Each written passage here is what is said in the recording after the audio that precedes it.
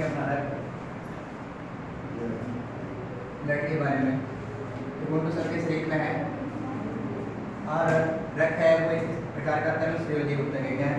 तरल संयोजी ऊतक। तरल अवस्था में पाया जाता है। तरल संयोजी ऊतक। ऊतक तरल का मतलब क्या होता है? एक लिक्विड है, लिक्विड यानी जो पानी की तरह रह सकता है। हाँ। और संयोजी ऊतक का तात्पर्य है कि इसके द्वारा शरीर की कई जैविक क्रियाएं संपन्न करने में सहायक होता है। हाँ। यानी संयोजी जैसे ऑक्सीजन हम श्वसन तंत्र से जो ऑक्सीजन लेते हैं शरीर को छोड़ते हैं उनको मिलाने भेजने का कार्य कौन करता है? रक्त करता है। जो भोजन पचित होता है उसके बाद अवशोषण होता है और पचित भोजन को ले जाने का कार्य कौन करता है? रक्त करता है। हाँ। तो इसलिए ये एक प्रकार का रक्त एक प्रकार का ऊतक है। हाँ।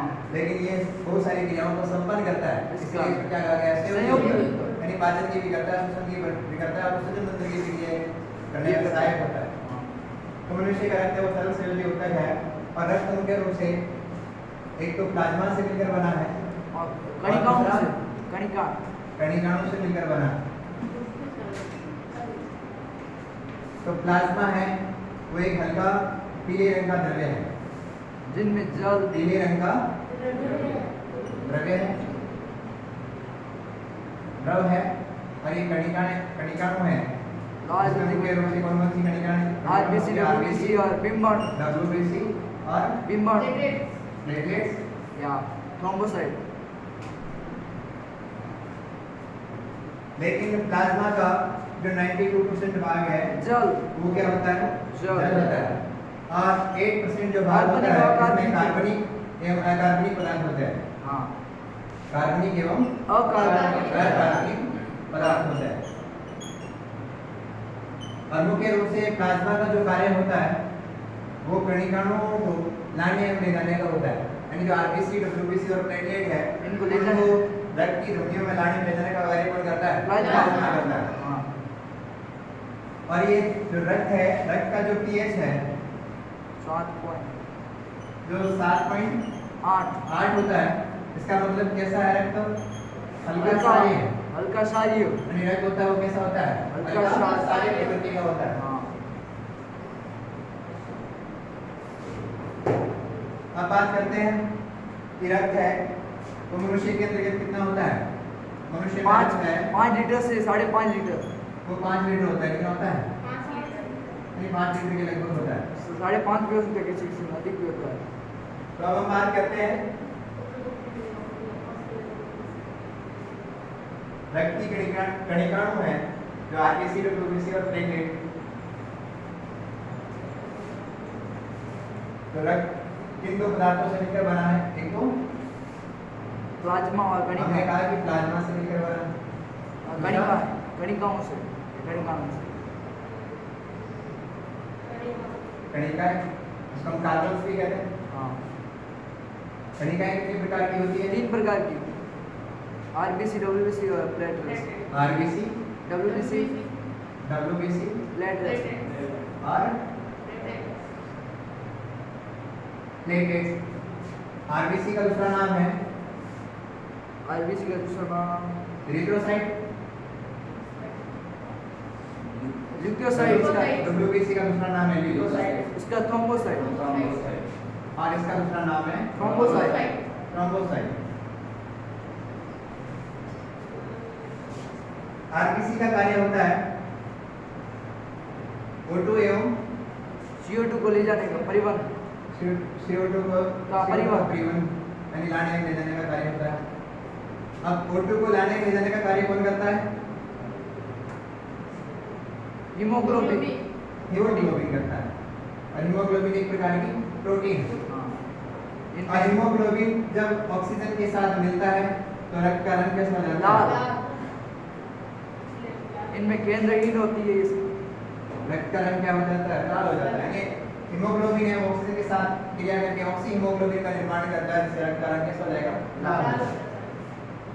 केंद्रहीन। अब इनका जो जीवन काल है आरबीसी का 120 दिन यानी 120 दिन में वापस नहीं बनती है।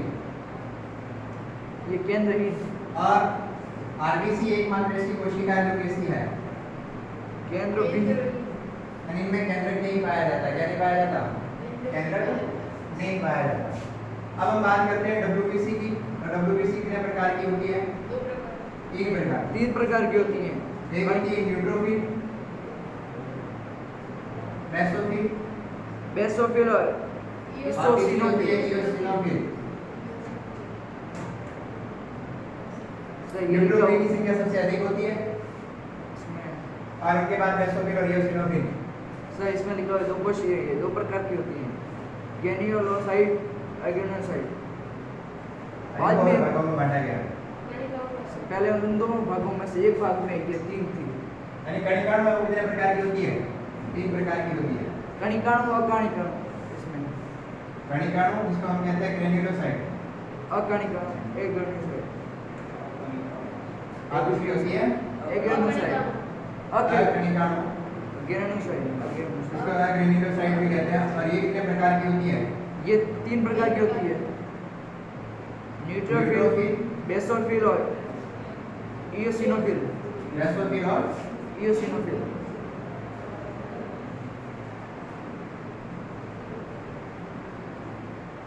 और अकणिकाणु भी कितने प्रकार की होती है? तीन प्रकार की। एक होती है रसिकाणु, बी लिपोसाइट, टी जिसको लिपोसाइट, कहते हैं लिपोसाइट, इंग्लिश वर्ड है। अब आएगा टी लिपोसाइट।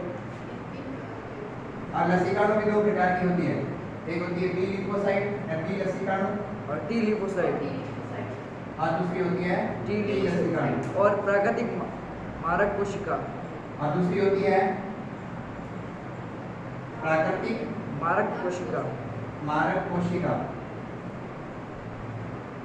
जिसको कहते हैं नेचुरल किलर सेल सेल। से मारती है और मारक। तीसरी होती है मोनोसाइट, हाँ, जो वापस बड़ी होके मां वत्सकाणु में बदल जाती है। ऐसा ये करती है, मारती है कोशिका। तो डब्ल्यूबीसी का जो कार्य की बात की जाए तो कार्य है इसका प्रतिरक्षा तंत्र मजबूत करना। तंत्र को मजबूत बनाना।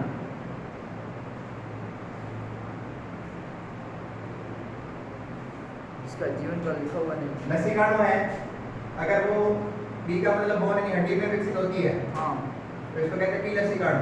और टी लसिकाणु का मतलब है अगर लसिकाणु है जो थाइमस ग्रंथि में विकसित होती है। कौन सी ग्रंथि में? थाइमस। और जो थाइमस ग्रंथि होती है वो वयस्क अवस्था तक ही अपने शरीर में सक्रिय रहती है, उसके बाद उसके आकार होता है वो छोटा हो जाता है या नष्ट हो जाती है।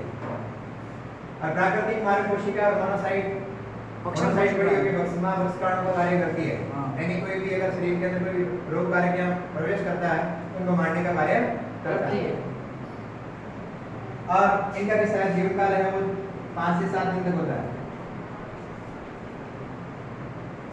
5 से 7 दिन तक होता है। आगे बात करते हैं थ्रोम्बोसाइट। थ्रोम्बोसाइट, थ्रोम्बोसाइट का कार्य होता है रक्त का थक्का जमाना। केंद्र बीन, रक्त का थक्का जमाना। जब कोई घाव लगता है तो रक्त का थक्का जमाने का कार्य कौन करता है? थ्रोम्बोसाइट। थ्रोम्बोसाइट। और इनका जीवन काल होता है वो 10 दिन का होता है। 10 दिन का। केंद्र विहीन, और इनमें भी केंद्र नहीं पाया जाता, केंद्र विहीन होती है। विहीन होती है। और आनुपूर्वी वो केंद्र युक्त होती है। कैसी होती है? केंद्र युक्त होती है। और इसका जो रंग होता है वो सफेद होता है, इसके व्हाइट ब्लड कार्पस से व्हाइट करीब ब्लड इनमें 3 लाख प्लाज्मा के बारे में आपने पढ़ लिया है। क्या होता है प्लाज्मा में? द्रव्य पदार्थ क्या है? जल, जल होता है। अकार्बनिक और कार्बनिक पदार्थ, और दूसरा क्या होता है? अकार्बनिक और कार्बनिक पदार्थ। कार्बनिक या कार्बनिक प्लाज्मा होता है। हाँ। अब रक्त के कार्य। ये तो था रक्त के बारे में। हाँ। नेक्स्ट टॉपिक है रक्त के कार्य। रक्त के कार्य में एक पहला कार्य हो गया, क्या हो गया? रक्त को हीमोग्लोबिन होता है तो उसमें CO2 का परिवहन करता है। एक कार्य क्या हो गया? ऑक्सीजन एवं CO2 का परिवहन करने का कार्य पीएच करता है। मान सामान्य रखता है। दूसरा कार्य क्या हो गया? प्रतिरक्षा तंत्र को मजबूत बनाए रखना। तीसरा क्या कार्य होगा? रक्त का थक्का जमाना। अब रक्त का पीएच होता है वो कितना होता है? 1.5 की बात की हमने। उसका बराबर तो सारी बताना। शरीर के पीएच का नियमन कौन करता है? अलग अलग लिखे हुए दोनों का भी। शरीर का पीएच है उसका नियंत्रण कौन करता है? रक्त करता है। शरीर का ताप नियंत्रित करता और है। रक्त है अपने शरीर का तापमान नियंत्रण करने का कार्य करता है। शरीर का तापमान नियंत्रण करने का कार्य करता है। उत्सर्जित पदार्थों को बाहर निकालता है। यानी अपने शरीर का 37 डिग्री सेंटीग्रेड टेम्परेचर रहे उसका नियंत्रण कौन करता है? शरीर रक्त करता है। शरीर का रक्त और अपने शरीर में जो भोजन होता है पचित भोजन का शरीर के सभी भागों तक पहुंचाने का कार्य शरीर के सभी भागों तक पहुंचाने का कार्य करता है। सभी ऊतकों तक पहुंचाने का कार्य भी कौन करता है? रक्त अपाचित भोज्य पदार्थों को बाहर निकालता है। ऊतकों तक पहुंचाने का कार्य भी कौन करेगा? यानी जो भोजन का अवशोषण हुआ उसको नाड़ी में ले जाने का कार्य भी कौन करता है? ऊतकों तक रक्त कार्य करता है। अब नेक्स्ट कार्य है उत्सर्जन तंत्र से जो यूरिया वगैरह बनता है तो उत्सर्जित पदार्थों को बाहर निकालने का कार्य करता है। उत्सर्जित पदार्थों को लाने में ले जाने का भी कार्य कौन करता है? रक्त लाने में ले जाने का कार्य भी रक्त करता है। रक्त के कार्य क्या होंगे? पहला रक्त का थका जमाना, दूसरा रक्त ऑटोएक्सक्लूडर का परिणाम प्रतिरक्षक स्वतंत्र को मजबूत करना, रक्त का थका जमाना, शरीर के तेज का नियमन, शरीर के तापमान का नियंत्रण, शरीर में पचित भोज्य पदार्थ होते हैं उनके अवशोषण के बाद सभी ऊतकों तक पहुंचाने का कार्य और उत्सर्जित पदार्थों का लाने में ले जाने का कार्य। और मनुष्य के शरीर में मुख्य जो उत्सर्जित पदार्थ होता है वो क्या होता है? Urea urea. बाहर निकाल तो यूरिया का बढ़ाने का कार्य कौन करता है? यूरिया संश्लेषण तो ये करता है बाद में और इसको बाहर निकालने का कार्य फिल्टर करने का कार्य करता है। वो कौन करता है? मरकत यानी किडनी करती है अपनी। और उनको लाने में जाने का कार्य यूरिया को कौन करेगा? रक्त करेगा। तो रक्त हमने सबसे पहले पॉइंट ये कहा कि रक्त एक तरल संयोजी ऊतक है। तरल संयोजी ऊतक क्यों है? श्वसन तंत्र का भी कार्य कर रहा है, उत्सर्जन तंत्र का भी कार्य कर रहा है, पाचन तंत्र का भी कार्य कर रहा है। सभी कार्य एक साथ कर रहा है। काफी सारे कार्य करता है इसलिए इसका क्या कहा गया है? तरल संयोजी ऊतक। सर मानव पाचन तंत्र में वर्ग अलग ही दिखाई नहीं देता है। क्या? मानव पाचन तंत्र में वर्ग तो दिखाई नहीं देता क्यों? बरकत चित्रों में दिखाई नहीं देता क्यों? बरकत हम नेक्स्ट जो उत्सर्जन तंत्र उसमें पढ़ेंगे। कुछ कार्य नहीं करते। बाद में आया उसी मानव पाचन तंत्र में चित्र नहीं है इसका।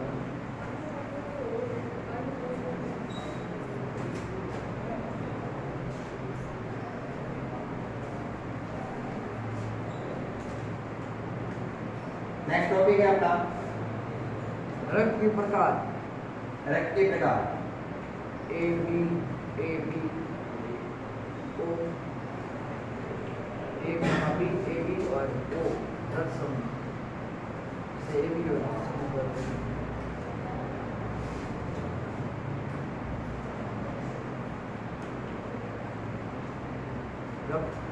रक्त के प्रकार तो मानव रक्त में 4 प्रकार के होते हैं। जो आरबीसी होती है, आरबीसी की सतह पर विशेष प्रकार के प्रतिजन पाए जाते हैं। आरबीसी की सतह पर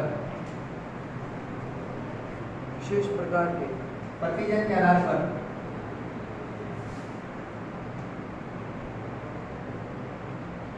रक्त का वर्गीकरण किया गया है।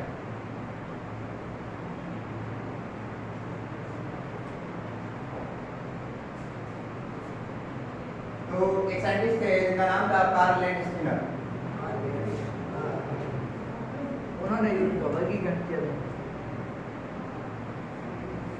उन्होंने रक्त का वर्गीकरण किया था, रक्त के प्रकारों के बारे में बात की थी। सन 1900 की बात है। कई किताबों में 1901 की लिखा हुआ मिलता है। 1900 सन 1900 में उन्होंने रक्त का वर्गीकरण किया और किसके आधार पर किया?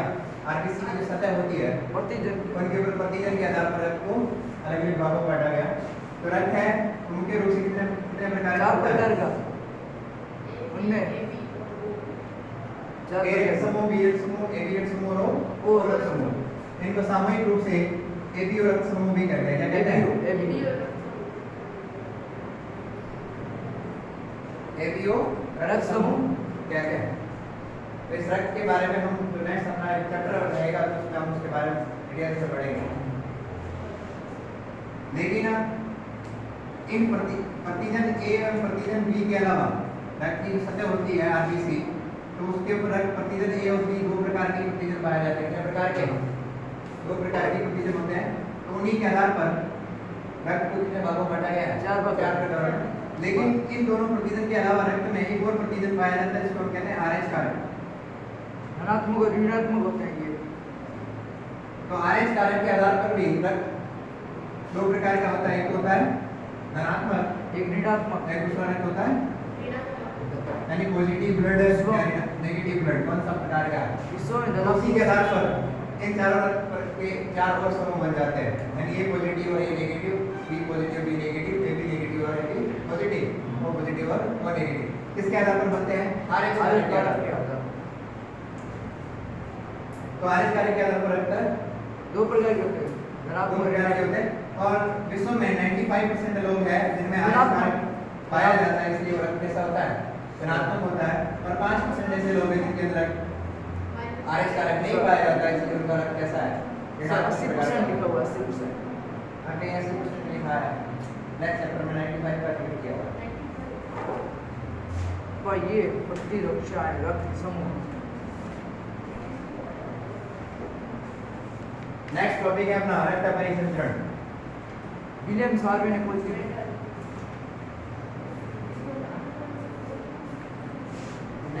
विलियम सार्वे ने खोज की थी।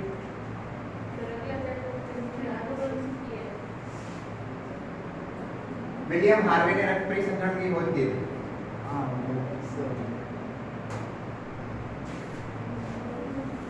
रक्त का परिसंचरण, परिसंचरण, सर्कुलेशन ऑफ द ब्लड किसने की थी? William Harvey. हार्वे। इन्हें सर्कुलेटरी भी कहते हैं डॉक्टर को।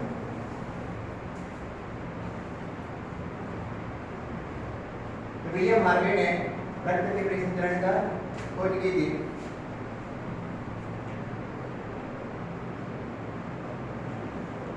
तो रक्त का परिसंचरण है मुख्य रूप से कहाँ होता है? वाहिनिका में होता है। वाहिनिका है, वाहिनिकाओं में। रक्त का परिसंचरण कहाँ होता है? वाहिनिकाओं में होता है। और वाहिकाएं मुख्य रूप से कितने प्रकार की वाहिनिका और होती हैं? शिराएं दो प्रकार की आर्टरी और वेन, धमनी एवं शिरा। शिरा को। और तीसरा एक और प्रकार है जिसको हम कहते हैं रक्त की केशिकाएं। कोशिका, रसिका, केशिकाएं, कैपिलरी। तो धमनी में रक्त है वो कैसा बहता है? शुद्ध। शुद्ध का मतलब क्या होता है? O2 युक्त यानी ऑक्सीजन से युक्त रक्त होता है, वो क्या कहलाता है? शुद्ध कहलाता है। अशुद्ध तो ये जो रक्त है वो हृदय से सभी भागों तक पहुंचाया जाता है, शरीर के सभी ऊतकों तक। ऊतकों तक पहुंचाया जाता है। पहुंचाया जाता है। यानी धमनी में नलिकाएं होती है जो हृदय से शरीर के ऊतकों तक जाती है। यानी कि धमनी है वो हृदय से रक्त को कहाँ ले जाती है? ऊतकों तक ले जाती है। सभी। और जब ऊतकों के अंतर्गत ऑक्सीजन की प्रक्रिया होगी और CO2 उत्पाद बनेगा तो रक्त कैसा हो जाएगा? अशुद्ध। अशुद्ध हो जाएगा यानी CO2 युक्त रक्त होगा। CO2 जो अशुद्ध, ऐसा रक्त कहलाएगा CO2 युक्त अशुद्ध रक्त। तो ये क्या करती है? ऊतकों से रक्त को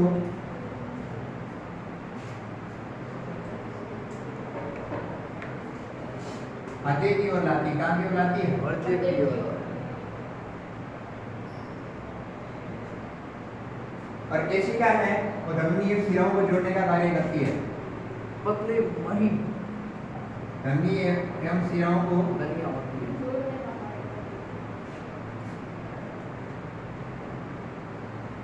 जोड़ने का कार्य करती है। जो पतली एवं महीन आगे के समूह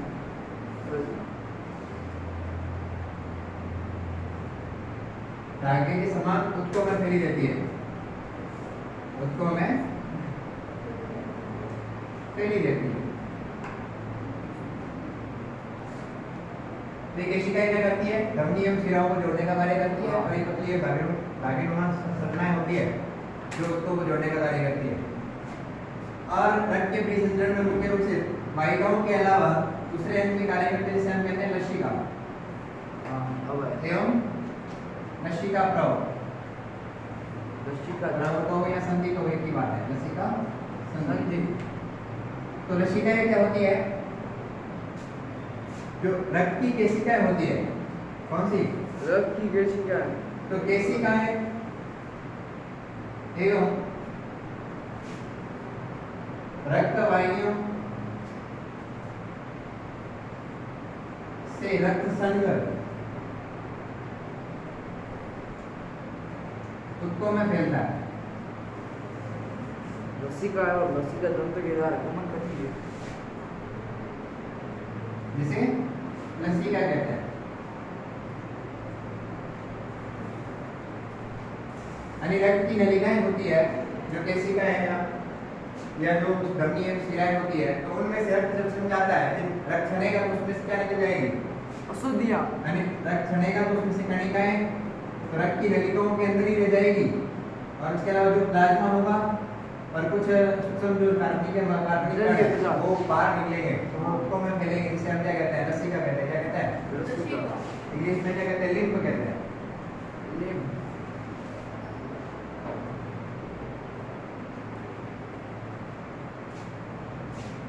ये तो था इसके बारे में रक्त के परिसंचरण में, लेकिन रक्त का परिसंचरण करने में मुख्य जो अंग होता है वो कौन सा कार्य करता है? हृदय। हृदय कार्य करता है। पंप करने के लिए। नहीं, धमनियों में रक्त जा रहा है हृदय से, और शिराओं में हृदय के से रक्त हृदय में आ रहा है, तो उनको वाहिकाओं में बहाने के लिए कौन कार्य करता है? हृदय। हृदय कार्य करता है। पंप पे हृदय का मुख्य कार्य क्या होता है? पंप करना। पंप करना। रक्त का रक्त को पंप करने का कार्य होता है। इसके बारे में हम कल पढ़ेंगे, स्ट्रक्चर बनाएंगे। हाँ सर।